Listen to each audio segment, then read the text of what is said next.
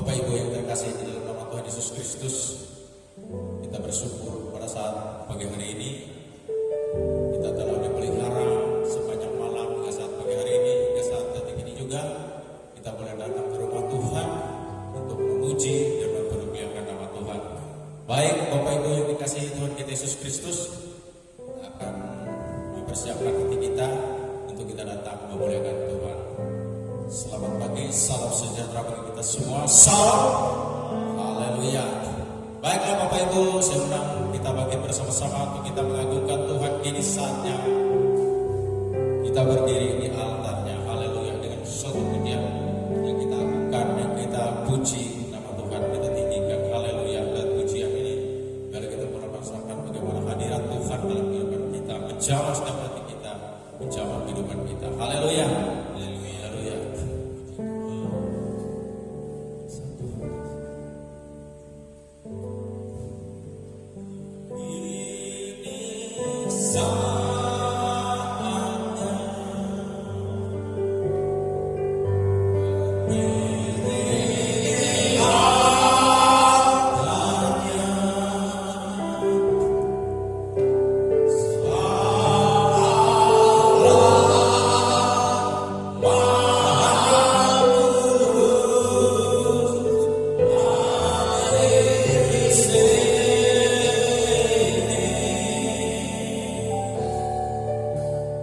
Mari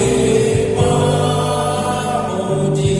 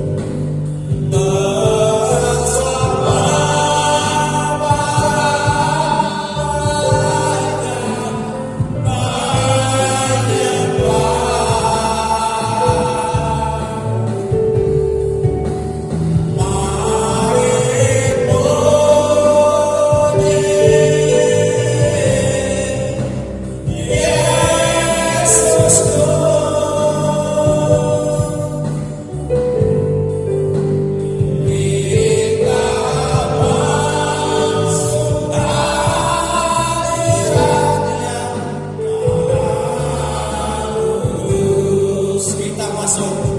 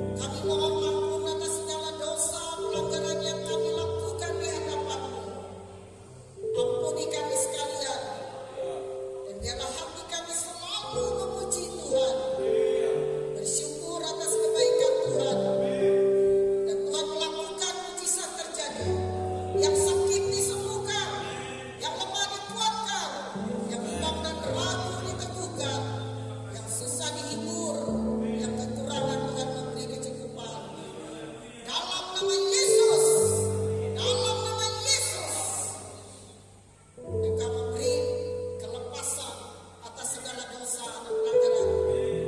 Dan saat hati kami terbuka menerima kehadiran-Mu, maka Roh Kudus bekerja. Urapi seluruh para pelayan, pemain musik, pemimpin pujian, singian, penari tamborin. Urapi hamba-Mu yang berbicara menaburkan kebenaran firman-Mu. Urapi yang ambil bagian dalam pelayanan, semuanya dipakai Tuhan. Dan saat ini Tuhan, kami mempersembahkan hati dan hidup kami. Kami mempersembahkan korban syukur. Kami mempersembahkan korban persembuhan. Kami mempersembahkan segala yang apa kami bawa masuk ke rumah Tuhan. Semuanya diberkati. Terima kasih Bapa untuk segala kasih-Mu. Dan kami senantiasa bersyukur dan bersyukur. Sebab kebaikan Tuhan itu nyata. Dan kami mulai ibadah ini di dalam satu nama, yaitu di dalam nama Tuhan Yesus Kristus. Haleluya, haleluya, amin. Haleluya. Udahlah kita tetap berdiri ya, sebentar kita menikmati hadirat Tuhan. Udahlah kita mendengari Tuhan, kita angkat satu pujian penyembahan kita, ku masuk ke gerbangnya. Haleluya.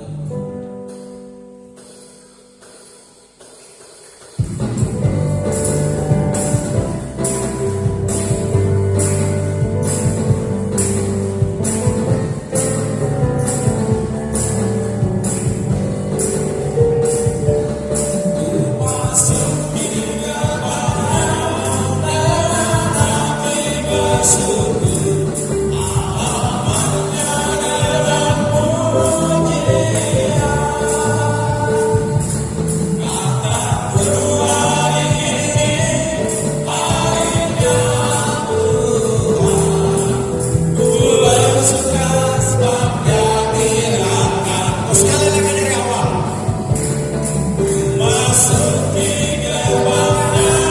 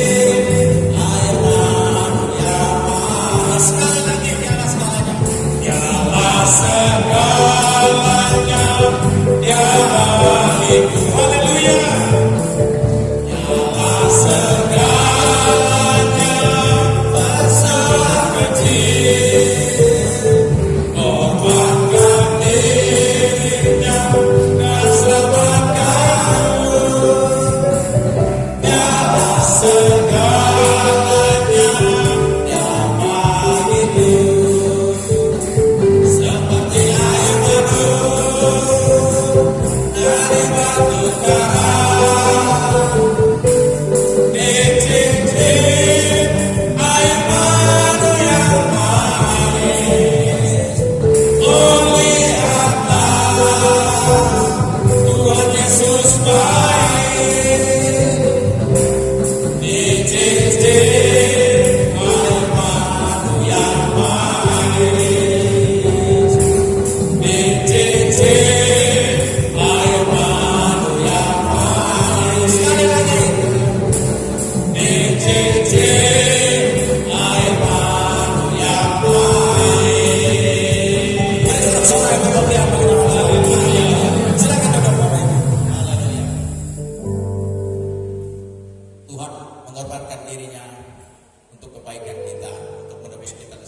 Amin. Sebab dialah segalanya bagi kita. Haleluya. Mungkin ada ya pujian dari ibu, dari bapak-bapak, entah dan seluruh jemaat sekalian. Ada mungkin ya.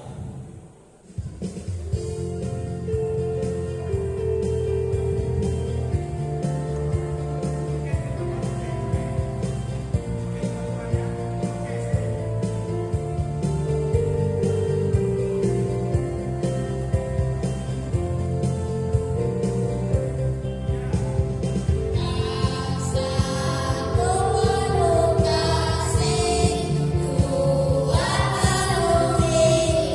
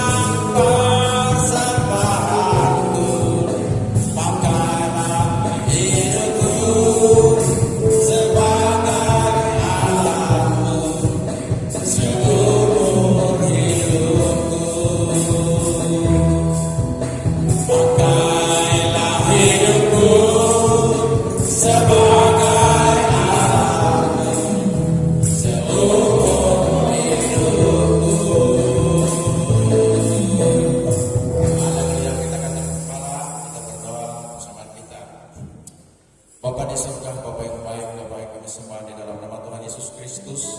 Segala hormat kemuliaan bagi nama-Mu Tuhan. Kami bersyukur Tuhan punya alas seperti Engkau yang tidak pernah meninggalkan kami.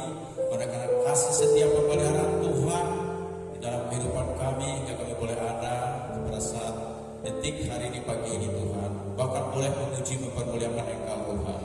Dalam semua apa yang telah kami persembahkan lewat pujian penyembahan kami boleh berkenan, boleh menjadi dupa berharum di hadapan Tuhan. Pakai hidup kami menjadi alatnya Tuhan. Terima kasih Bapa. Demikianlah kami berkati persembahan kami yang sudah dihimpun oleh anak-anak-Mu Tuhan. Dalam semuanya boleh menjadi berkat. Setiap Tuhan Yesus profesi berarti pekerjaan kami yang kepercayaan Tuhan memberkatinya. Dan Tuhan juga memakai hidup kami menjadi alat untuk kemuliaan bagi nama-Mu Tuhan. Terima kasih Bapa, terpujilah nama-Mu, ampuni segala salah dosa dan pelanggaran kami. Demikianlah hidup kami ada dalam tangan-Mu, sebagai merayakan kami, memakai kami Tuhan untuk kepujian kemuliaan bagi nama-Mu. Di dalam nama Tuhan Yesus Kristus dan persembahan kami ini. Haleluya, haleluya, amin. Baiklah Bapak Ibu, saya undang lagi untuk bagi berdiri. Kita akan menerima kebenaran firman Tuhan yang disampaikan oleh Bapak Gembala nanti. Dengan satu pujian kita angkat semua baik. Haleluya. Dari semula ya.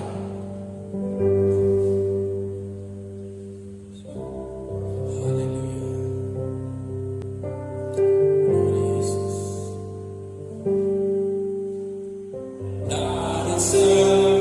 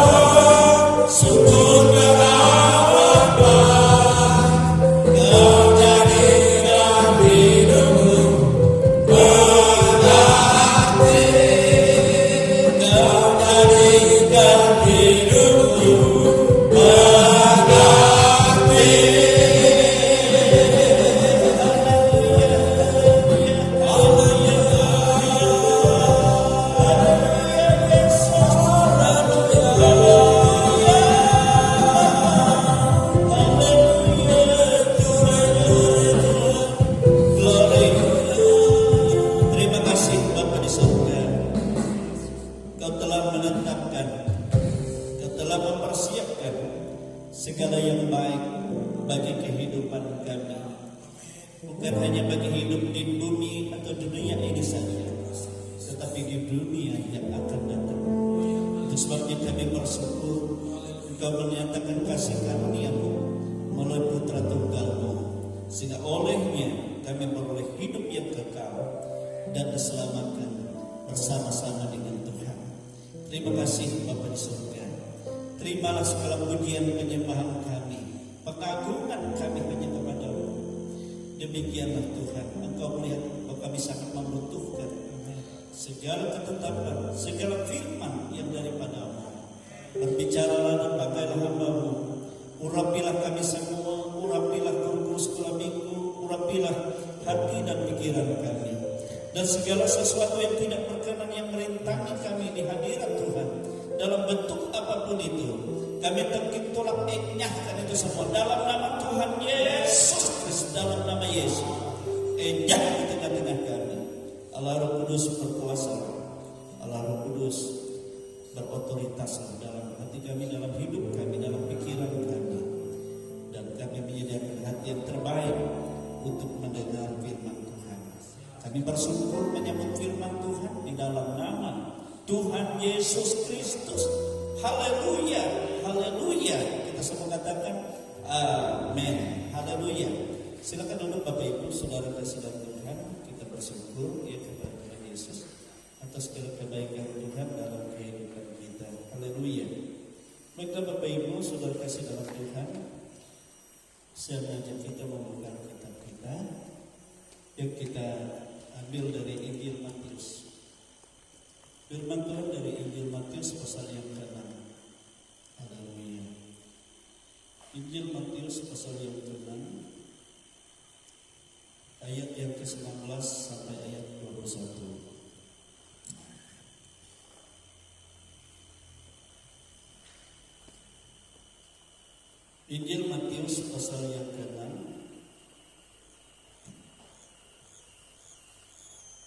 ayat yang ke-19 sampai ayat yang ke-21. Berikut di sana hal mengumpulkan harta. Ya. Jadi di sini kita melihat ada banyak hal yang telah diajarkan Tuhan Yesus ya dalam khotbahnya di atas bukit. Ya, ini ajaran Tuhan. Begitu hal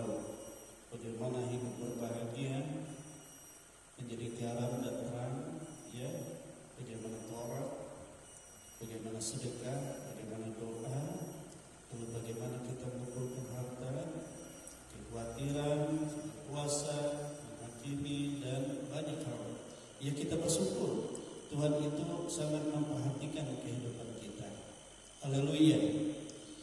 Matius pasal yang ke-6 ayat 19 sampai ayat 21. Ya, kita baca ini bersama-sama ya. Berikutnya tentang ya hal mengumpulkan harta. Ayat 19 sampai ayat yang ke-21. 1, 2, 3. Janganlah kamu mengumpulkan harta di bumi enak dan karat merusakkannya, dan pencuri membongkar serta mencurinya.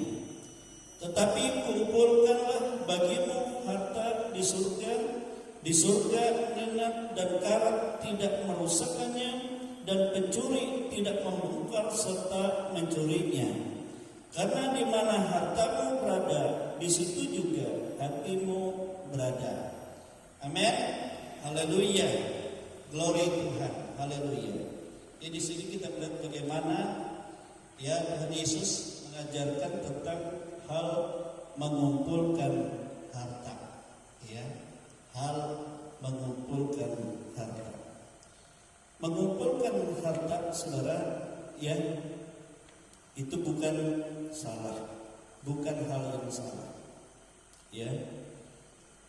Sebab semua orang rindu memiliki harta yang banyak. Betul tidak? Ya. Tapi kenyataan hidup di dunia ini, saudara, tidak semua orang yang dapat yang memiliki harta yang banyak. Dan itu semua ada dalam pengaturannya Tuhan. Amin, saudara. Pengaturannya Tuhan. Kalau kita berbicara tentang harta, saudara-saudara, kalau kita lihat ya di TV, ya BPK memeriksa harta-harta orang-orang yang duduk ya sebagai pemimpin, baik dia pemimpin rakyat, ya, itu dia punya jabatan tinggi, jabatan publik. Ya, ada harta yang berbentuk tunai atau cash, ya, ada harta juga yang tidak bergerak, tapi ada harta yang bergerak, dan ada harta yang juga sebenarnya termasuk harta juga yang pinjaman bank. Sebenarnya itu bukan harta, tapi itu harta utang. Ya. Nah, dan lain-lain ada banyak. Kalau sama dulu kita melihat harta itu ya tidak semuanya dalam bentuk uang, tidak, tetapi diukur dengan apa yang Tuhan percayakan dalam hidupnya, baik itu ternaknya, ya, kebun-kebunnya, ya, lalu berapa banyak budak atau ya orang-orang yang ada sebagai buruhnya. Itu semua diperhitungkan kalau bersama dahulu. Nah, saudara kekasih, ya, tadi saya katakan mengumpulkan harta itu tidak salah, tetapi mengumpulkan harta dengan cara yang tidak benar itu salah. Ya, mengumpulkan harta dengan cara yang tidak benar atau mengumpulkan harta pada saat yang tidak tepat. Nah, pada saat yang tidak tepat itu salah. Ya, mengumpulkan harta dengan cara yang tidak benar, contohnya ya sekarang kan banyak korupsi, itu tidak benar, sehingga akhirnya dia malah dimiskinkan, ya, dimiskinkan. Atau dengan ya memakan upah orang lain, artinya memeras orang lain dengan cara yang tidak benar. Ya, itu sebabnya Alkitab sangat keras ya menegur orang-orang yang dengan cara yang tidak benar itu. Coba dibaca itu dalam Yakobus pasal 5 ayat 1 sampai 6. Itu ya kecaman dari Tuhan atas orang-orang yang memiliki harta banyak tetapi dengan cara yang tidak benar. Yakobus pasal 5 ayat 1 sampai ayat 6. Tolong dibacakan.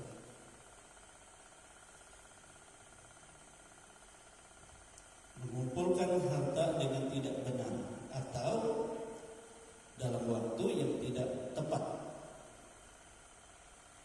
Demikian firman Tuhan.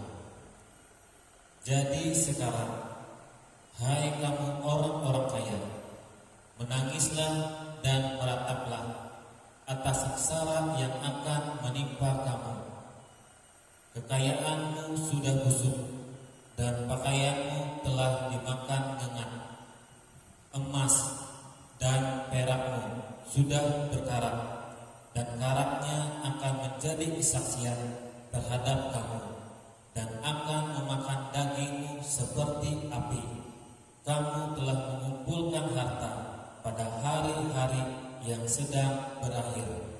Sesungguhnya telah terdengar teriakan besar karena upah yang kamu tahan dari buruh yang telah menuai hasil ladangmu, dan telah sampai ke telinga Tuhan semesta alam keluhan mereka yang menyabit panenmu. Dalam kemewahan kamu telah hidup dan berpoyak-poyak di bumi. Kamu telah memuaskan hatimu sama seperti pada hari penyembelihan. Kamu telah menghukum, bahkan membunuh orang yang benar, dan ia tidak dapat melawan kamu.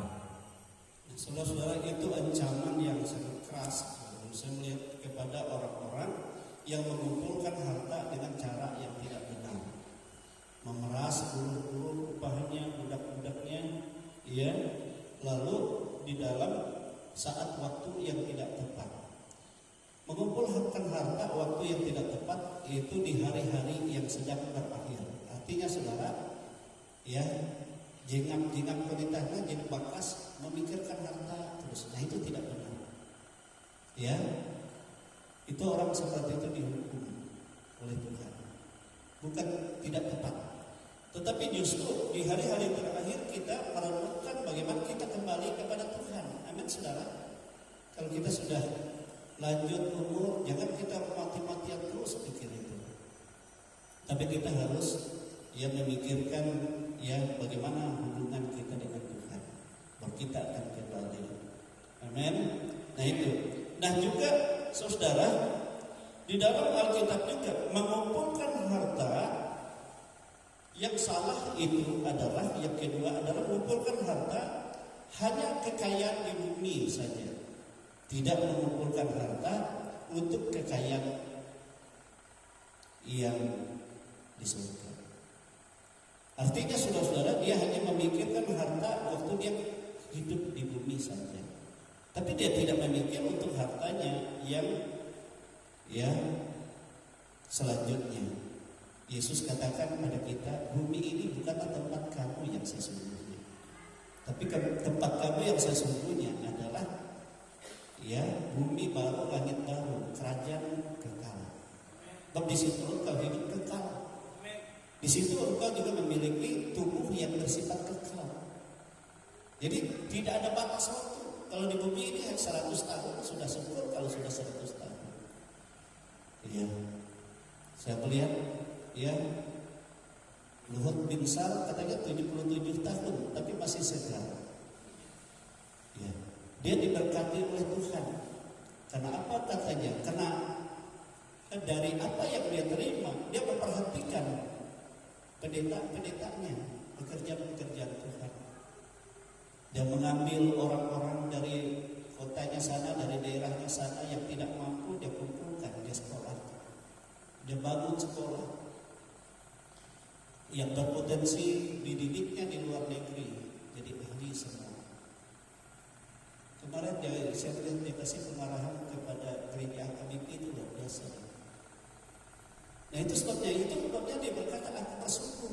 Ini saya dapat lakukan karena istriku bijaksana, katanya. Dia mengatur segala sesuatu. Ya. Jadi bukan hanya pikirkan kita hidup di bumi ini saja, tapi di bumi dunia akan datang. Amin, saudara. Dunia yang akan datang. Nah itu sebabnya dia berkata, aku tidak pernah khawatir akan hidup ini, sebab sudah diatur oleh Tuhan. Karena apa? Saya selalu berdoa, Tuhan menurut kehendak-Mu lah itu yang terjadi. Amin, saudara. Jadi singkat doanya setiap saat dia seperti itu. Waktu dia sakit, ya kemarin sakit yang dulu itu, Dan berkata, ya Tuhan, semua sesuai rencana. Jadi dia tidak khawatir apa-apa. Amin, saudara. Dan ia bersyukur, ia berkata, aku kuat bukan karena aku, tapi karena dia. Amin, saudara. Karena dia. Nah, saudara, jadi mengumpulkan harta, ya, bukan untuk menumpukan kepuasan diri sendiri, tetapi harus juga untuk memuliakan Tuhan. Amin. Itu yang Tuhan kehendaki dalam kehidupan kita. Ya, sebab di bumi ini hanya bersifat sementara dan fana, tetapi di surga itu bersifat kekal selama-lamanya bersama dengan Tuhan. Itu sebabnya Tuhan Yesus katakan dalam ayat yang kita baca tadi, ya, janganlah kamu mengumpulkan harta di bumi. Di bumi ngengat dan karat merusakkannya, dan pencuri membongkar serta mencurinya. Tetapi kumpulkanlah bagimu harta di surga. Di surga ngengat dan karat tidak merusakkannya, dan pencuri tidak membongkar serta mencurinya. Karena di mana hatimu berada, ya, di mana hartamu berada, di situ juga hatimu berada. Amin, saudara. Jadi kalau kita menaruh harta kita di bumi, kita kumpul sebanyak-banyaknya, pikiran kita, hati kita hanya tertuju kepada bumi. Tapi kalau kita menaruh harta kita di situ, pikiran kita, hati kita ke surga di sana. Nah, itu sebabnya Alkitab katakan, jagalah hatimu dengan segala kewaspadaan, karena dari situlah terpancar kehidupan. Jadi artinya kita menjaga hati kita supaya jangan hati kita hanya berpikir tentang dunia ini saja, tapi ke hati kita harus berpikir tentang kemuliaan yang sesungguhnya yang akan datang. Amin, saudara. Itu yang harus kita pikirkan di dalam Tuhan sebagai orang yang percaya kepada Tuhan. Amin. Haleluya. Ada banyak orang berpikir hartaku kumpul sebanyak-banyaknya, ya, supaya nanti keturunanku tidak akan repot lagi hidup mereka. Itu salah. Kehidupan anak keturunan kita sebenarnya sudah punya berkat sendiri-sendiri. Nah, kalau dia bergantung kepada kita, itu mengalami kehancuran. Kalau kita berpikir seperti itu, akan terjadi perang anak-anak keturunan, satu dengan yang lain saling bunuh. Kenapa? Merebut harta orang tuanya. Bukan menjadi berkat, tapi menjadi, ya, kutuk di tengah-tengah kehidupan kita. Nah, itu sebabnya kalau kita diberkati oleh Tuhan, cara kita membekali anak kita supaya dia memiliki harta yang tidak bisa diganggu-gugat, ya, kita didik dia, kita ajarkan dia bagaimana dia bekerja, bagaimana dia berusaha, ya, sambil memuliakan Tuhan. Sehingga waktu kita sudah tidak ada, dia tidak pikirkan itu, tapi segala sesuatu ada dalam dirinya. Kekayaan itu sudah ada di dalam dirinya, yang Tuhan rancang di dalam hidupnya. Amin, saudara, dalam hidupnya. Saya melihat orang kalau dia dimanjakan oleh harta orang tuanya, akhirnya saudara-saudara, dia pada saat orang tuanya meninggal, dia menjadi orang yang sangat melarat. Sangat melarat. Sebab dia mau bekerja ini, malas bekerja itu, tidak bisa sama tidak bisa. Tertutuplah jalan hidupnya, yang hanya pikiran yang bersenang-senang saja. Saudara kekasih dalam Tuhan, oleh sebab itu yang kita harus tanamkan pada mereka bagaimana hidup mengandalkan Tuhan, memuliakan Tuhan, ya, di dalam kehidupan ini. Ya, jangan kita berpikir sebanyak-banyaknya. Ada banyak orang katakan 7 turunan tidak akan repot, enak mereka biar tidak kerja apa-apa. Itu tidak bisa. Akhirnya akan menjadi pengemis, akan menjadi hal yang sangat ngeri. Dulu di kampung kami sudah ada orang terkenal terkaya, punya kebun banyak, punya budak banyak, ya. Sebab dia termasuk juga, ya, wedana lah kalau di zaman belakang. Anak-anaknya jadi anak-anak ya selalu dikurung, ya kayak putri, kayak pangeran. Tapi waktu orang tuanya hilang, saudara, apa yang terjadi? Berebut harta, jual sana, jual sini, habis semua. Mereka misalnya dia memakan, dia tahu, dia jual, tapi dia tahu semua. Malam dia tahu, bekabut dia tahu, mendiri dia tahu. Saya lihat saudara miskin sekali. Saya waktu kecil ya, saya jual wadai. Kadang-kadang saya waktu SD itu pagi-pagi sudah goreng wadai. Sebelum sekolah saya sudah jual wadai. Ya, yang orang kaya rumahnya besar tinggi, tapi nangis. Ada yang main, jatuh pemilik. Nah, akhirnya saudara ngutang, nangis ngutang. Kelamping bayar aja. Nah, karena kalau dua rupiah nilai mampu membawa sebab membantu orang tua kan. Nah, itu saya lihat ngeri. Ya ngeri. Karena apa? Dimanjakan oleh orang tuanya. Kebun yang begitu banyak habis. Kelahi satu dengan yang lain, rebutan. Nah, jangan kita berpikir seperti itu, tapi kita harus berpikir harta kita di surga. Amin, saudara. Supaya kita memuliakan Tuhan, kita ajarkan juga anak-anak kita. Ya. Nah, Bapak Ibu, yang menjadi pertanyaan dalam kehidupan kita, bagaimanakah caranya kita mengumpulkan harta di surga itu? Ya. Di surga sudah tidak ada uang di sana. Sudah ada dosa belanja di sana. Memang di surga dikatakan kita ada hidangan di sini betul. Kita bisa makan, tapi bukan makan untuk pertumbuhan, tidak. Tubuh kita sudah kekal, tubuhnya kekal, tidak bisa berubah. Itu bersifat kekal. Yang hanya ada di sana kemuliaan, ya, kekayaan, emas murni juga. Tapi emas juga untuk jalan dan rumah-rumah juga dari permata, intan, ya berlian. Jadi tidak ada nilai yang sanggup menilai di dunia ini dengan nilai di surga. Tapi kemegahan di sana ditentukan dari kita di bumi ini. Amin. Itu maksudnya di sana tempatku sesungguhnya. Amin, saudara. Haleluya. Amin. Nah, yang pertama cara kita mengumpul harta kita di surga adalah kita harus menabur dalam roh. Ya, dalam roh. Itu menabur di dalam roh artinya kita menabur ya dalam segala kebaikan, yaitu dalam persekutuan kita dengan Tuhan. Amin, saudara. Dalam persekutuan kita dengan Tuhan. Bapak Alkitab katakan kalau kamu hidup menurut dagingmu, duniamu, kamu akan mati. Tapi kalau kamu hidup menurut roh, maka kamu akan hidup. Amin. Oleh sebab itu kita sebagai orang percaya, kita ini manusia roh. Tapi kita masih di dalam daging. Nah, jangan kita dikuasai oleh daging kita, tapi menurut cara rohani kita, cara pandang iman kita, kita hidup. Amin, saudara. Kita menabur, kita melakukan segala sesuatu. Coba dibaca itu. Ya, Galatia pasal 6 ayat yang ke-6, ayat yang ke-7 sampai 9. Galatia pasal 6 ayat 7 sampai ayat 9. Demikian firman Tuhan. Jangan sesat. Allah tidak membiarkan dirinya dipermainkan.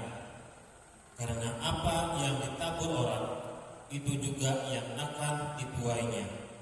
Sebab barang siapa menabur dalam dagingnya, ia akan menuai kebinasaan dari dagingnya. Tetapi barang siapa menabur dalam roh, ia akan menuai hidup yang kekal dari roh itu. Janganlah kita jemu-jemu berbuat baik, karena apabila sudah datang waktunya, kita akan menuai jika kita tidak menjadi lemah. Amin, saudara.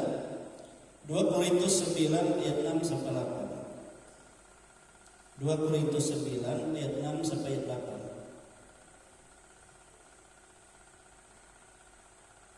Demikian firman Tuhan. Camkanlah ini, orang yang menabur sedikit akan menuai sedikit juga, dan orang yang menabur banyak akan menuai banyak juga. Hendaklah masing-masing memberikan menurut kerelaan hatinya, jangan dengan sedih hati atau karena paksaan, sebab Allah mengasihi orang yang memberi dengan sukacita. Dan Allah sanggup melimpahkan segala kasih karunia kepada kamu, supaya kamu senantiasa berkecukupan di dalam segala sesuatu, dan malah berkelebihan di dalam berbagai kebajikan. 1 Korintus 15 ayat 58.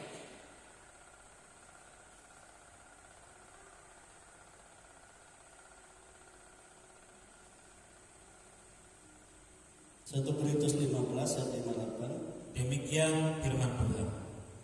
Karena itu saudara-saudaraku yang kekasih, berdirilah teguh, jangan goyah, dan giatlah selalu dalam pekerjaan Tuhan, sebab kamu tahu bahwa dalam persekutuan dengan Tuhan jerih payahmu tidak sia-sia. Amin, saudara.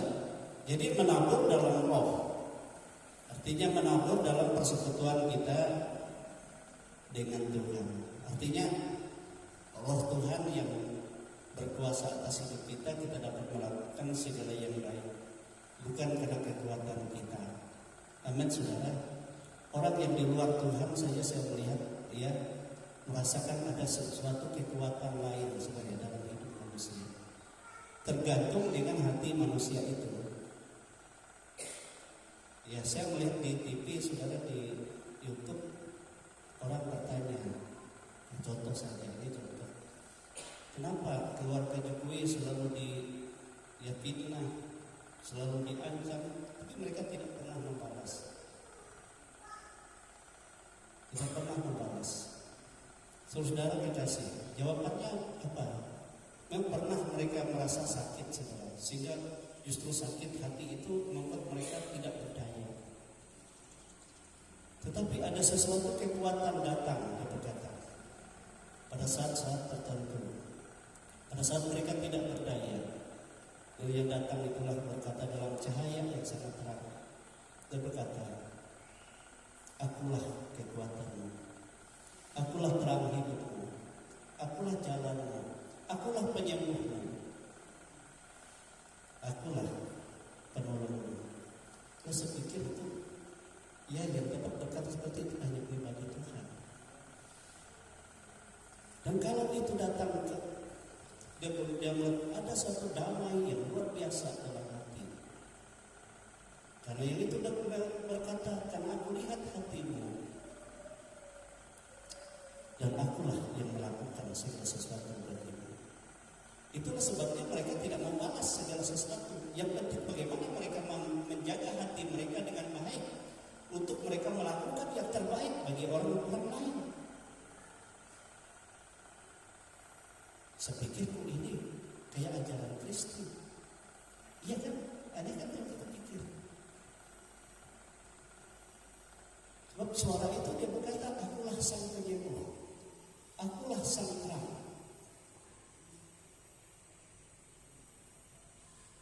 Tinggallah dalam kasih, penuh damai. Nah, itu sebabnya mereka cuek saja. Pada saat apa? Mereka hanya berpikir, mereka tidak tahu apa yang ada dalam hati kita, apa yang kita lakukan. Tapi mereka yang tidak baik.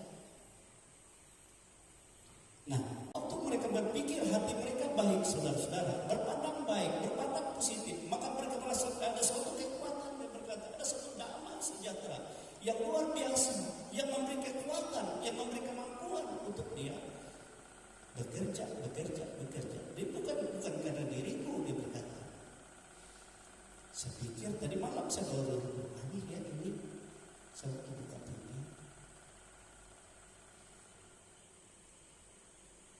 Jadi kalau kita melihatkan dalam firman Tuhan, sang terang itu siapa? Terang yang sesungguhnya yang menerangi hati manusia. Itulah Kristus itu. Tapi kalau tidak percaya kepada dia tidak menerima, dia tidak ada keselamatan. Memang Tuhan menolong semua orang, entah orang jahat, entah orang baik. Dia berkata, ia menyediakan berkat yang sama. Tapi ada berkat yang secara khusus bagi anak-anak yang hidup di dalam kasih. Memberkati orang yang mengenai dia, memberkati orang yang telah mengutuk dia. Saya pikir orang Kristen jarang yang berpikir seperti itu. Gibran katakan itulah sebabnya kenapa di Solo waktu hari Natal saya pikir Tuhan pun terang besar di gereja-gereja. Walaupun ada ancaman yang lain, saya tidak membedakan hari raya mereka, sama juga aku bikinnya cara seperti itu.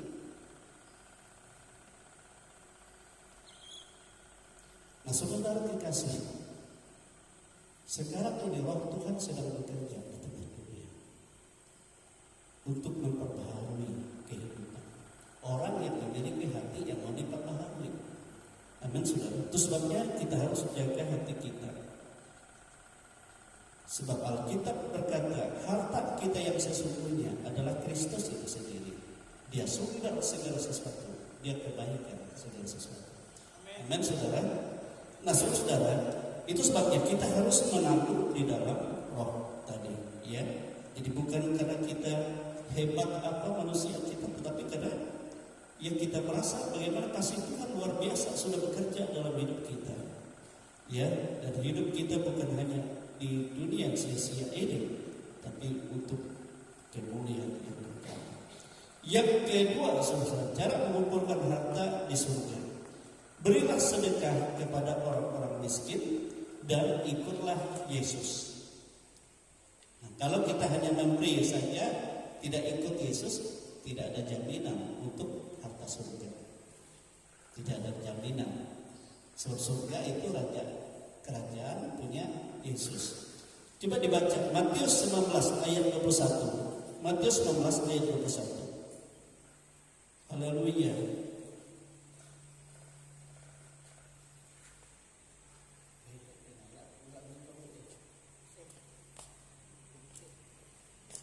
Demikian firman Tuhan. Kata Yesus kepadanya, jikalau engkau hendak sempurna, pergilah, jualah segala milikmu, dan berikanlah itu kepada orang-orang miskin, maka engkau akan beroleh harta di surga. Kemudian datanglah kemari dan ikutlah aku. Amin, saudara. Jadi beri kepada orang miskin dan ikut aku. Yesus kata. Kalau kita hanya beri kepada orang miskin, tidak ada arti. Tetapi untuk kekayaan surga kita harus ikut Tuhan. Amin. Kita lakukan dalam kasih Kristus. Sebab keselamatan hanya ada di dalam Kristus Yesus. Kalau dalam pembacaan kita di sini ada seorang muda yang sangat kaya raya, dia memiliki harta yang sangat banyak. Tuhan katakan, sudahkah kamu lakukan? Kasihilah orang tuamu, jangan mencuri, jangan apa, 10 hukum. Ya, itu sudah dipraktikkan. Ya pantas dia diberkati Tuhan kan secara jasmani, sebab itu kan kunci berkat. Orang yang melakukan firman Tuhan, Musa katakan, kau mendengar dan kau melakukan dengan setia, maka diberkati engkau. Ya, baik di desa, di ladang, di kampung, di kota, di mana saja.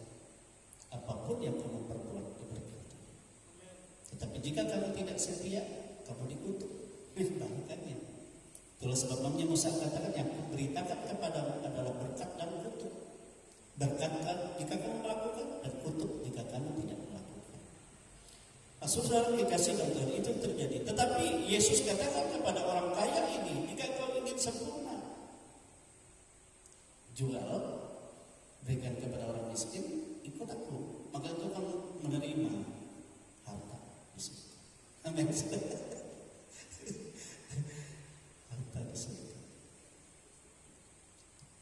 Dan kalau kita banyak tulisan para nabi, kalau kita melakukan sesuatu kepada orang miskin, bahkan sampai orang miskin itu terhutang, Alkitab katakan, sama engkau menghutangi aku, Tuhan katakan. Sebab apa yang kau lakukan kepada mereka, sama seperti yang kau lakukan kepadaku. Sama Yesus katakan, apa yang kau lakukan kepada yang terkecil, itu kau lakukan bagiku. Amin. Nah itu, jadi saudara kekasih dalam Tuhan, ada bagian-bagian seperti itu.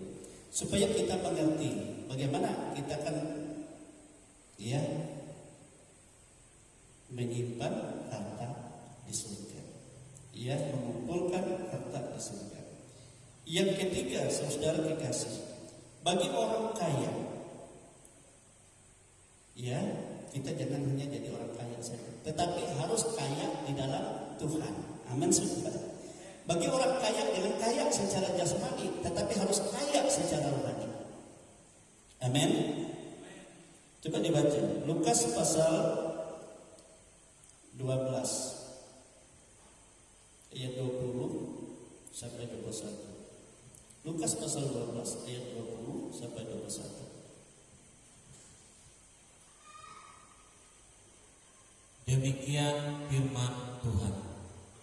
Tetapi firman Allah kepadanya, hai engkau orang bodoh, pada malam ini juga jiwamu akan diambil daripadamu, dan apa yang telah kau sediakan, untuk siapakah itu nanti? Demikianlah jadinya dengan orang yang mengumpulkan harta bagi dirinya sendiri, jikalau ia tidak kaya di hadapan Allah. Amin. Jadi jelas ini dia mengumpulkan harta bagi dirinya sendiri, tetapi dia tidak kaya di hadapan Allah. Artinya saudara, kalau kita menerima dapat berkat dari Tuhan, kita harus jangan kita kikir atau pelit untuk pelayanan pekerjaan Tuhan. Amin, saudara. Untuk pekerjaan Tuhan, ini harus kita perhatikan. Saya heran perkataan Hukum Luhut bin Sarif itu bilang, hei orang-orang kaya, orang Batak, jangan kamu tidak memperhatikan pekerjaan Tuhan. Kamu jadi orang kaya bodoh, katanya.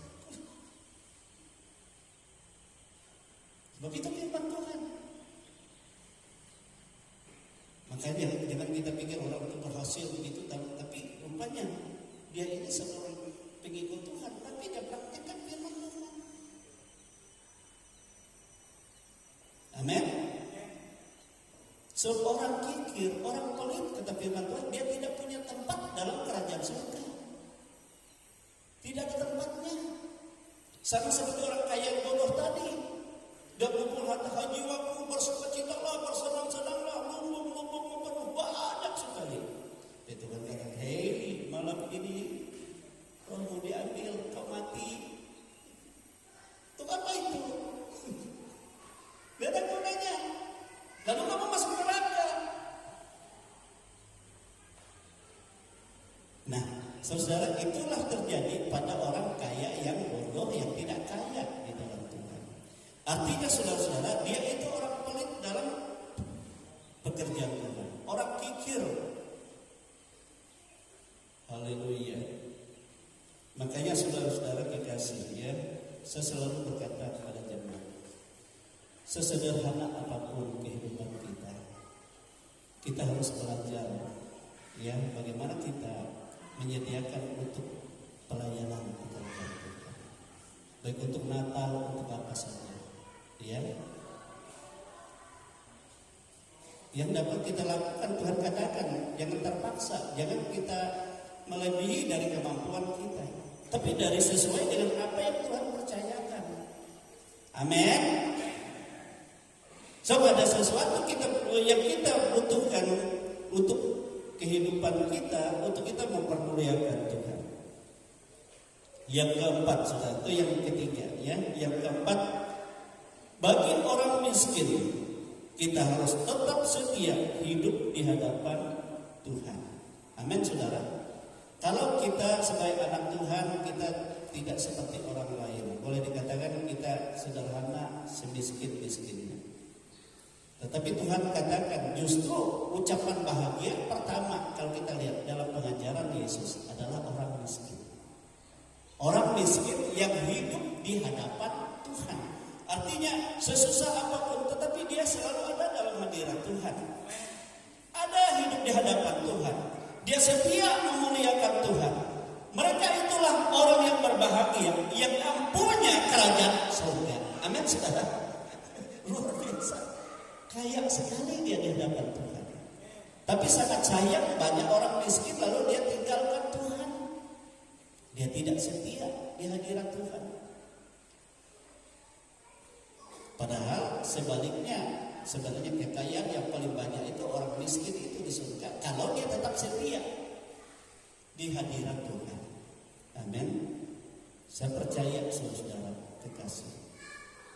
Kalau kita menyadari kita tidak punya apa-apa. Saya ingat dulu ya, saya waktu pertama menerima Yesus. Ya. Kalau kuliah kami dulu, kita mana mungkin mengharapkan orang tua kan hanya jual sayur saja untuk kebutuhan mereka ya cukup. Ya. Nah, saya selalu katakan sama adik saya akan pulang dulu cari ongkos untuk kita. Tahu tidak saudara? Saya kadang-kadang di kebun karet. Saya muliakan Tuhan, saya menangis. Tuhan saya katakan, cukupkan pekerjaan saya ini untuk kebutuhan kami. Engkau berkati dengan caramu. Beri kekuatan bagiku.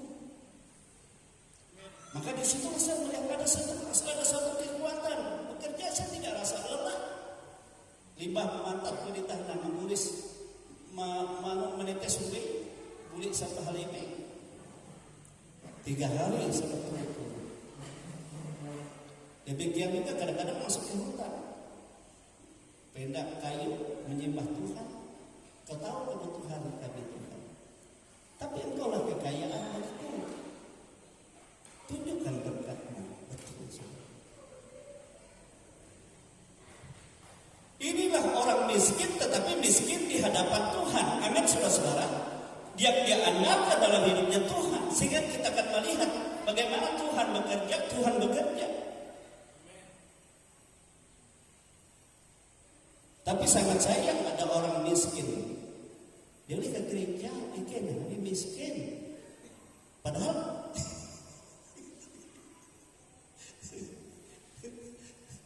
saya ingat kalau saya di hutan saya sambil baca Alkitab Tuhan. Kalau saya pulang nanti mungkin di ibadah rumah tangga mereka pasti suruh saya khotbah. Berikan Tuhan di gereja. Dulu saya jadi pendeta sudah sama sebelum baru pertama menerima Yesus. Kadang saya ikut Natal di gereja Katolik, pastornya nggak datang, mereka kata, adik, iya khotbah Natal. Kalau kita tidak siap, tapi Tuhan sudah siapkan. Amin saudara.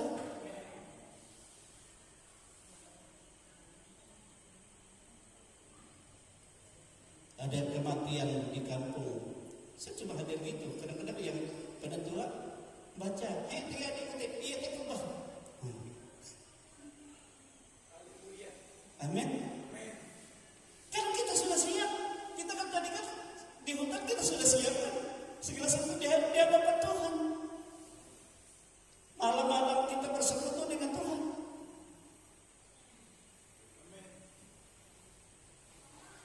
Nah ini yang dicari Tuhan dalam kehidupan kita di mana saja. Makanya saya katakan dimanapun hidupmu, entah kau di hutan, entah kau di gua, entah kau di tempat terpencil.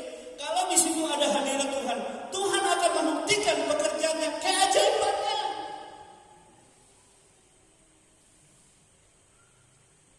Makanya Yesus katakan yang pertama, berbahagia orang yang miskin di hadapan Tuhan, karena mereka lah yang mempunyai kerajaan surga. Jangan saudara pikir sugih setia ke gereja. Padahal sebenarnya justru orang susah itu yang seringkali banyak menikmati Tuhan dalam kehidupannya, dalam kehidupan. Karena Tuhan katakan aku hadir di hati yang remuk, Ya, di banyak air mata yang mengalir di sana, aku ada di sana. Yang menabur dengan air mata menuai dengan sorak-sorai. Amin. Nah itu jadi dari sini saya melihat tidak ada alasan bagi kita untuk kita tidak menabur untuk hidup kita di surga. Amin, saudara. Jadi disinilah kita melihat ya dalam Alkitab ya menabur bagi ya harta di surga itu menabur, kita menabur dalam roh. Kita memperhatikan orang-orang yang membutuhkan itu. Kita melakukan yang baik, bukan karena kita, tapi kita di dalam hadirat Tuhan. Dialah yang memampukan segala sesuatu, dialah yang menyediakan segala sesuatu. Lalu kalau kita sebagai orang kaya, kita diberkati oleh Tuhan. Jangan kita kaya di dalam dunia jasmani, tapi kita harus kaya di dalam Tuhan. Sebab kalau kita hanya kaya secara jasmani, Tuhan katakan itu adalah orang bodoh yang nanti hidupnya sia-sia. Artinya kita tidak boleh pelit atau kikir untuk bekerja Tuhan. Amin. Yang ketiga, jika kita orang miskin, tapi kita harus walaupun miskin tapi tetap di hadapan Tuhan, di hadirat Tuhan, dimanapun, sesusah apapun, di situ Tuhan ada, maka kita akan merasakan itu. Tuhan katakan berbahagia orang miskin, karena Dialah yang mempunyai kerajaan surga. Amin. Haleluya. Saudara, kita berdiri, kita bersyukur pada Tuhan. Dia sangat baik dalam kehidupan ini. Oleh sebab itu Yesus katakan, janganlah kamu kumpulkan harta di bumi ini, karena di bumi ini nengat karat merusaknya, pencuri membongkar serta mencuri.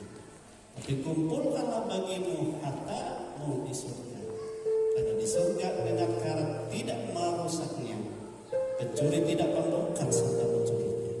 Karena di mana hatimu berada, ya, hartamu berada, di situ juga hatimu berada. Tuhan menghendaki supaya kita kaya di dalam Tuhan. Tuhan menghendaki supaya kita memiliki simpanan harta yang kekal. Sebab untuk itulah kita dipanggil di dunia ini, supaya kita menjadi berkat dan untuk menyatakan kemuliaan Tuhan. Apapun keadaan kita. Haleluya. Glory Tuhan. Glory Yesus. Glory Tuhan.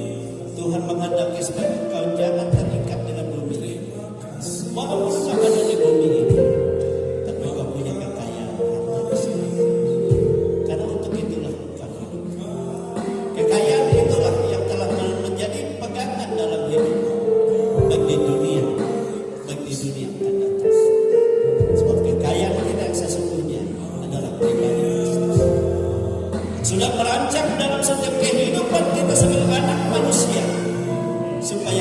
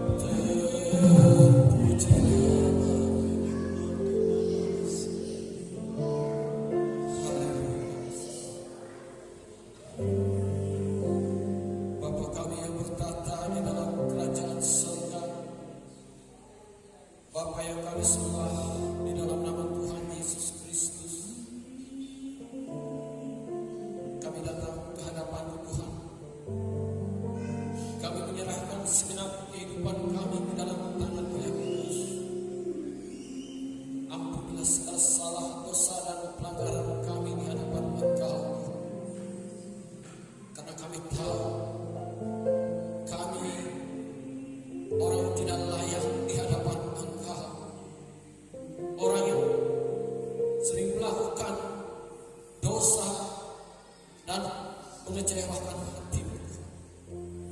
Tetapi kami percaya Engkau tidak akan meninggalkan kami. Engkau senantiasa mengasihi hidup kami. Terima kasih Tuhan Yesus atas kebaikan. Berikan kami selalu kesehatan, sukacita, damai sejahtera yang dari surga Tuhan. Berkati kehidupan kami. Kau melihat hati kami. Kami sadar Tuhan. Kami sadar kami tidak mampu hidup tanpa Engkau. Karena Engkaulah harapan dan tujuan satu-satunya hidup kami untuk keselamatan kehidupan kami. Pada saat ini Tuhan Yesus, kami bersyukur atas penyertaan pemeliharaan di dalam kehidupan kami. Kau memberkati hidup kami dengan penuh sukacita. Terima kasih Tuhan Yesus. Kami sudah mendengarkan sabda kebenaran firman Tuhan yang telah menguatkan kami untuk senantiasa setia kepada Engkau. Kami tahu Tuhan, kasih-Mu luar biasa di dalam kehidupan kami. Terima kasih Tuhan Yesus, terima kasih Bapa. Kami serahkan seluruh kehidupan kami di dalam tangan-Mu yang kudus. Kami percaya Engkau senantiasa memelihara hidup kami. Inilah doa kami Tuhan. Kami serahkan ke dalam tangan-Mu yang kudus. Di dalam nama-Mu Tuhan Yesus Kristus. Haleluya, haleluya, amin. Kita angkat pujian kita kepada Tuhan. Oh Tuhan, pimpinlah langkah, biar perjalanan hidup kita selalu ada dalam pimpingan Tuhan.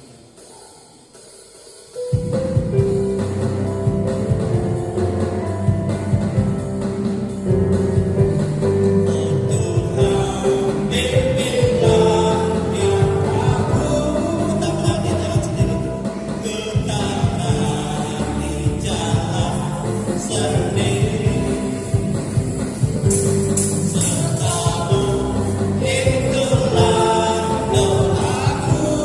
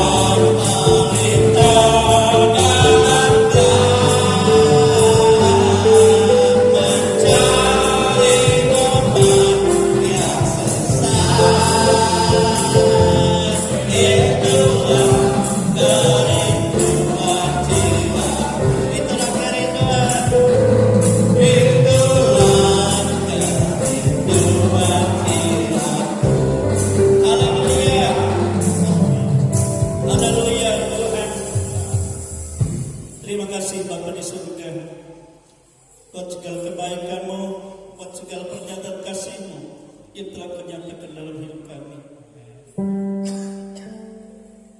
Inilah kehidupan kami anak-anak. Kami bersyukur. Kau Bapa yang baik. Kau tahu semua apa yang sedang kami alami. Engkau tahu apa yang kami butuhkan, apa yang kami perlukan. Terlebih saat kami mempersiapkan Natal dan Tahun Baru, kami rindu Tuhan, hidup kami dalam sukacita yang besar. Oleh sebab itu berkatilah anak-anak-Mu, beri kesehatan, kekuatan bagi kami, beri roh sukacita, damai sejahtera daripada-Mu, beri berkat-Mu, sehingga dari berkat Tuhan kami mempermuliakan Engkau, kami mengagungkan Engkau, dan kami boleh melakukan yang terbaik untuk Tuhan. Berkati bangsa dan negara kami, terlebih dalam menghadapi pemilihan kepala daerah di tanggal 27 bulan November ini. Tuhan Yesus, Engkau memberkati baik dari pemerintah pusat, pemerintah provinsi, kabupaten, sampai ke desa, dusun, daerah-daerah terpencil. Semua anak-anak-Mu Engkau berkati, semua mata usaha pekerjaan umat-Mu Engkau berkati, dan semua kami boleh bersukacita. Terima kasih Tuhan. Itu sebabnya Engkau membuka tingkap-tingkap langit-Mu, Engkau mencurahkan berkat-Mu Tuhan, bahkan dari perbendaharaan-Mu, sehingga apa yang kami butuhkan, apa yang kami makan, minum, pakai, apa yang kami belanjakan, apa yang kami perlukan, Tuhan memberkati. Pendidikan anak-anak kami, pekerjaan mata usaha, masa depan mereka semua ada dalam kuasa berkat Tuhan. Sebab kami mempersembahkan seluruhnya dalam otoritas Tuhan. Inilah kehidupan kami anak-anak-Mu, dan inilah hidup kami ada dalam berkat, kekuatan, dan sukacita daripada Tuhan. Yang berulang tahun Engkau berkati Tuhan, Engkau memberikan dan tambahkanlah sukacita-Mu, tambahkanlah damai sejahtera-Mu, dan tambahkanlah Tuhan damai sejahtera dan kekuatan kesehatan yang daripada Tuhan. Terima kasih Bapa, dan Engkau sangat baik. Engkau memberkati, menumpangkan tangan-Mu atas kami semua.